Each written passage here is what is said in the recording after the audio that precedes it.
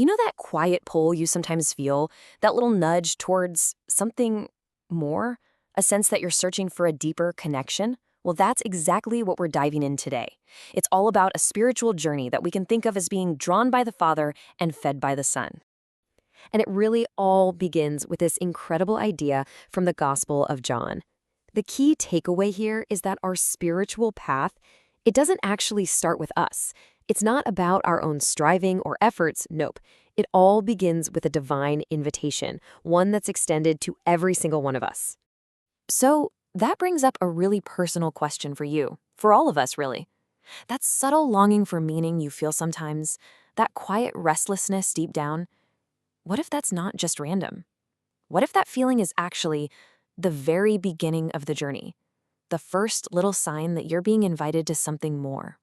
Okay, so if we feel that, what's next? How do we even respond? This is where the journey really begins, with what we're calling a quiet tug. And the whole idea here is recognizing that God always makes the first move. He takes the first step toward us. That's the divine initiative in action.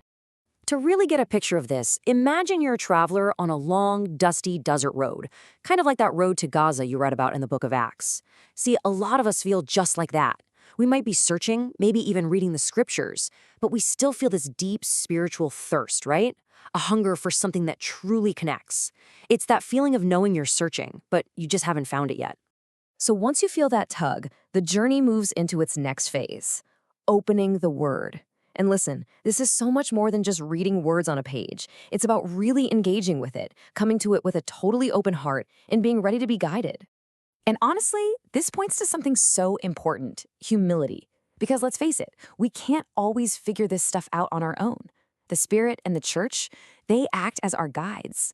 Think of them like Philip was for that traveler, helping to unlock what the scriptures really mean for us right here, right now.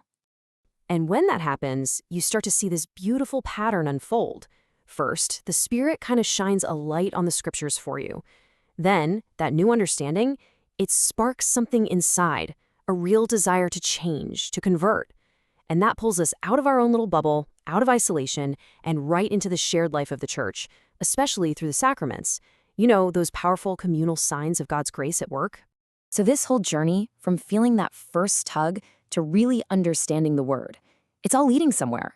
It's building towards this incredibly powerful climax. And it's all found in what we call the living bread. This right here is the heart of the whole revelation.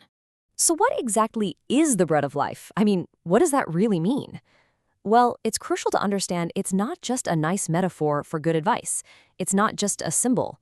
The teaching here is that it is Jesus Christ himself.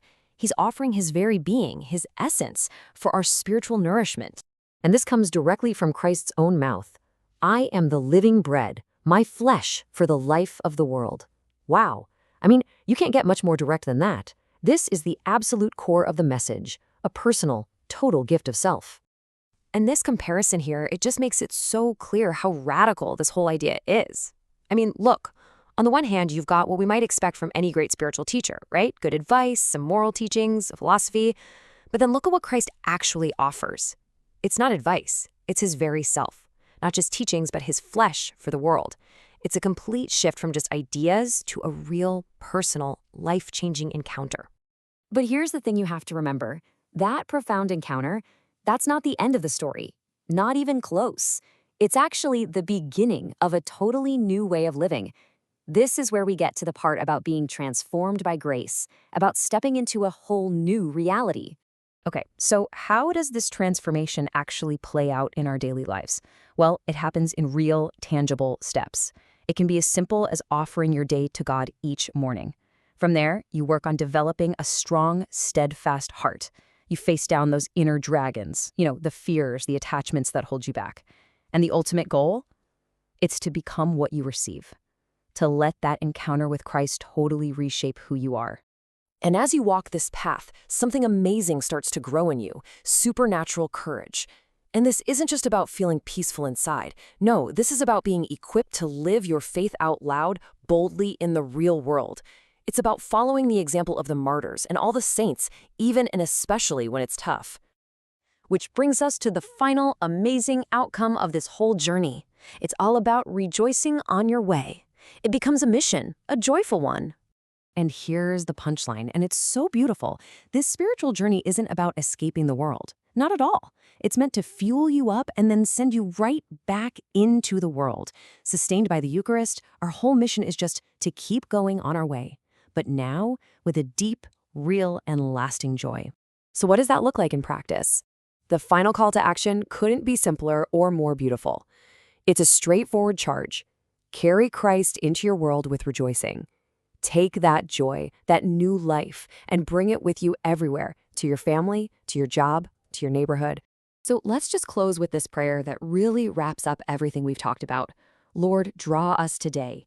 Do not let us resist your grace. Teach us through your church and nourish us with your flesh, that we may be transformed into your likeness and remain faithful even when tested. Amen.